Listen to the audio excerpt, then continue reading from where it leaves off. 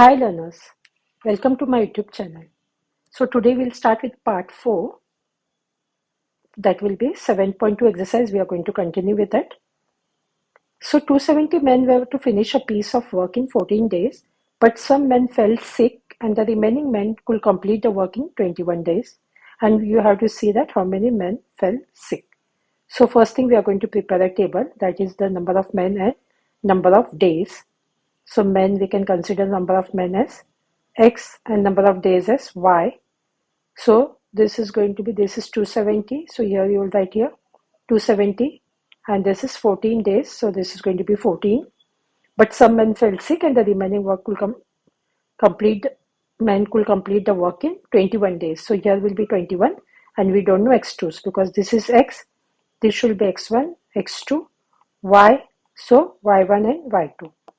So now you can see here, as the number of days increases, so the number of this men should decrease. So we are going to use here indirect variation. So this is what you have to remember. X1, Y1 is X2, Y2. So now you know which is X1, X2, Y1 and Y2.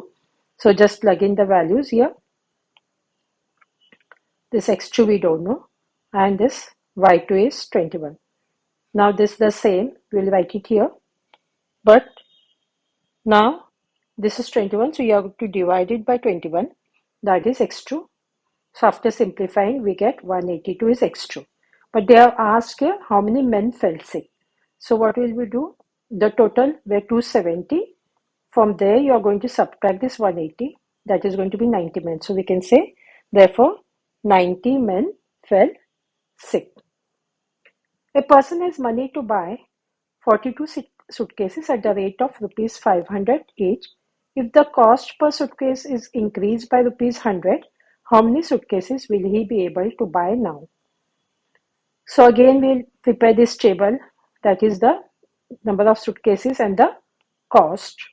So here there are 42 suitcases. So here we'll write 42 and the cost is 500.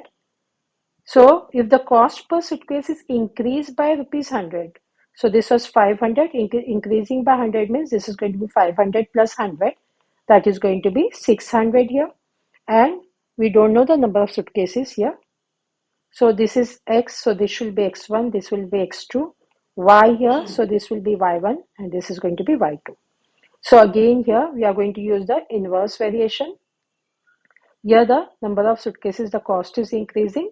So the number of suitcases should decrease. So now here the formula X1 Y1 is equal to X2 Y2. Just plug in the values here. Now you know what is X1 and X2, Y1 and Y2. So just plug in the values accordingly over here. So this is the same here. You are going to divide it by 600, that is X2. So this is going to be 35 ways. After simplifying this, you get 35, which is X2. So he will have to buy 35 suitcases. A person has enough money to buy 18 kilogram of sugar that the rate of rupees at the rate of, that is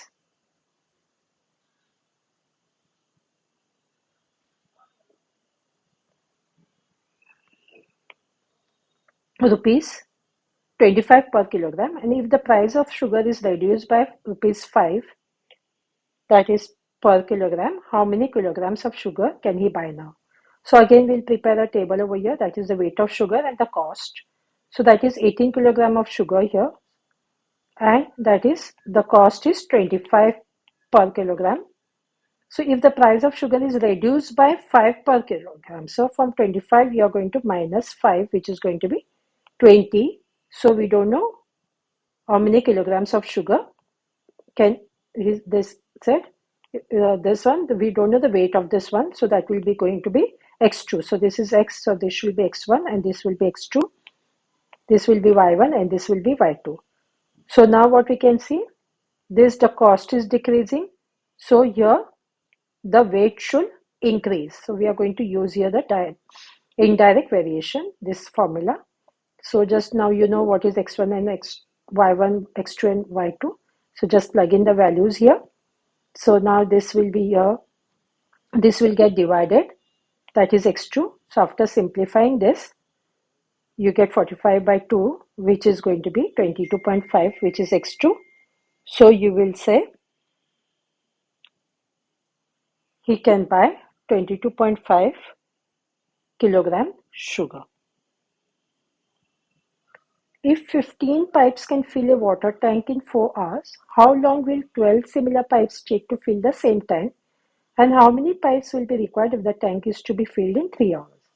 So now here we will again prepare a table for this one, number of pipes and number of hours here. So 15 pipes are here and number of hours is 4. Then how long will 12 similar pipes take? So here will be 12 and we don't know the number of hours, how long it is going to take. Again, what will we do? This third column, that is going to be how many pipes will be required. So we don't know the number of pipes here. That will be x3 to fill 3 hours. So now once this table is done, other things are easy. So now what are we going to do? This is x, so x1, x2 and x3. This is y, so this will be y1, y2 and this will be y3. So once you know this, again here we are going to use the inverse variation. So x1, y1 is equal to x2. First we'll go for this part. So now this is, we know now x1, y1 and which is x2, y2. So just plug in the values. First, don't think about this one. So here, this is 15 multiplied by 4 and this 12 will go in the denominator, that is y2. So after simplifying this, you get y2 is 5 hours. So we can say it will take 5 hours to fill the tanks because they said how long will 12 similar pipes take to fill the same tank. Now we will go for this part. So now what will you do? x1, y1, again we will take this and this one. So x1, y1 is x3, y3. So again plug in the values and now you know what are they, x1, y1 and x3, y3. So just plug in here. So here will be 15 by 4 and this will go in the denominator, that is going to be 3, x3.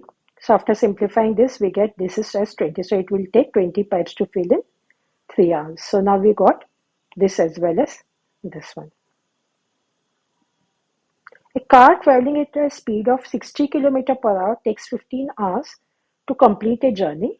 What will be the time taken to complete the same journey by a train whose speed is 90 km per hour? So now again we'll prepare a table. Here the speed and the time.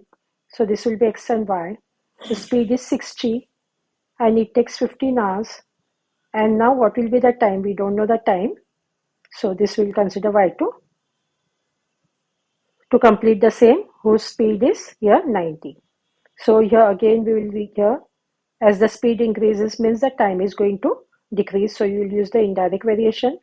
So now you know this is x1, y1, this is y. So this is going to be y1, y2. So x1, y1 is x2, y2. Put in the values here. So this will be here. So 90 will go in the denominator, that is y2.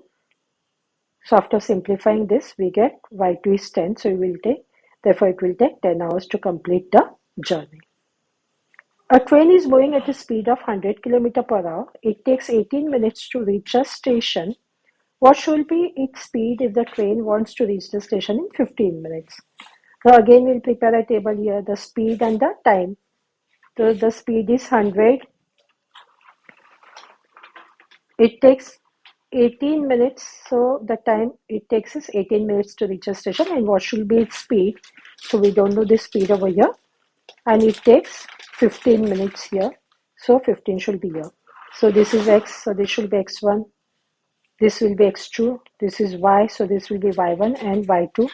Again, you can see the time here decreases. So the speed should increase. So here this will be indirect variation. So now you know what are x1, y1 and x2, y2. Plug in the values over here. So this is the same. This will go in the denominator. So x2 is going to be 120. So we can say speed of the train should be 120 km per hour. So by this one we have completed today's work.